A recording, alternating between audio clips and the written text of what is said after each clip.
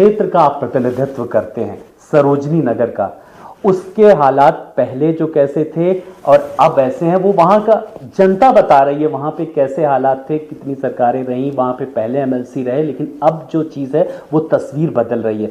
और इस क्षेत्र में अब आपको क्या लगता है, जब आपने नया नया पद संभाला, आपको सरोजनी नगर की जनता ने सर आंखों पे बिठाया, तो क्या लगता है किस तरीके से बदलाव होता नजर आ रहा है और क्या बदलाव करना है आने वाले समय में?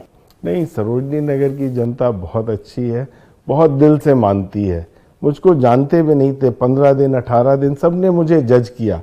मुझे तो बड़ा आश्चर्य होता था कि जनता आपको सुनने के लिए, आपका विजन जानने के लिए घंटों रोड पे खड़ी रहती थी। जब मैं प्रचार में आया, घंटों हम लोग प्रचार करते थे, सवेरे 6 बजे शुरू करते थे, रात 10 बजे तक चलते रहते थे, प्रोग्राम में लेट भी हो जाते थे, लेकिन लोग रोड पे खड़े रहते थे, जनसभा स्थल पे घंटों वेट करते थे। वो जानना चाहते थे आपका विजन क्या है, और जब उन्होंने जान लिया तो उसके बाद इतने अभूतपूर्व मतों से जिताया। पहली बार के कैंडिडेट को 60,000 वोटों से जिता देना बहुत बड़ी बात है। जनता का बहुत शुक्रगुजार हूँ, बहुत हृदय से उनका आभार करता हूँ, हमेशा करता हूँ।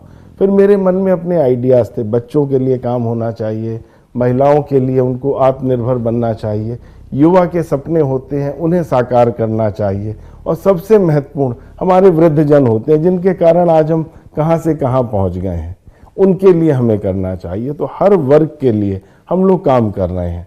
बच्चों के लिए लोग कहते हैं बड़ी इनोकुअस सी चीज़ है झूले, मैंने अब तक 60 स्कूलों में झूले ही लगवा दिए CSR फंड से।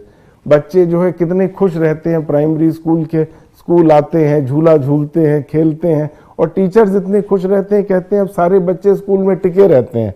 पहले कोई टीचर नहीं आया, सब बच्चे गांव के घर भाग जाते थे, लेकिन अब क्या होता है, झूले के चक्कर में जब झूला झूलते रहते हैं फिर अगली क्लास में चले जाते हैं। तो एक तो अटेंडेंस बढ़ी, दूसरा बच्चों की मुस्कुराहट तो अनमोल होती है। बच्चों के चेहरों, मेरा टारगेट है कि सारे 193 हमारे यहाँ प्राइमरी स्कूल हैं, सब में मैं 5 वर्षों में झूले लगवाऊँ, बच्चों के खेलने के अवसर हों। दूसरा बहुत महत्वपूर्ण है, जो बहुत दिल के मेरे करीब है, युवाओं की शिक्षा। ये यूथ के एस्पिरेशंस बड़े इंपॉर्टेंट हैं, यूथ के सपने, हमें उन्हें सपने देखने के लिए भी प्रेरित करना है, प्रोत्साहित करना, और वो आगे बढ़ें। जितना यूथ आगे बढ़ेगा उतना देश आगे बढ़ेगा।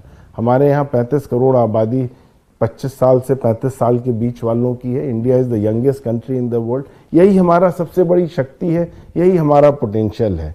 और आने वाले समय में सबसे महत्वपूर्ण क्या है, डिजिटल लिटरेसी। अब शिक्षा के मायने बदल चुके हैं, तो हम लोग क्या कर रहे हैं, आप देखेंगे सरोजनी नगर में हम डिजिटल एम्पावरमेंट सेंटर्स खोल रहे हैं। उसमें हम बच्चों को ही हम प्रेरित कर रहे हैं कि आप एंटरप्रेन्योर बनिए, आप जो है व्यवसाय के रूप में भी इसे देखिए।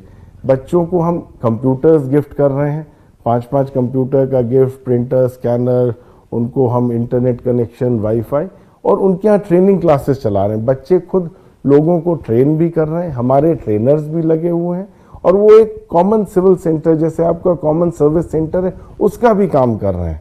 वो बच्चे ही अपने क्षेत्र के गरीब लोगों का फॉर्म भरवाना, पेंशन दिलवाना, राशन कार्ड बनवाना, उसका भी काम कर रहे हैं। और तीसरा, डिजिटल लिटरेसी आगे बढ़ रही है।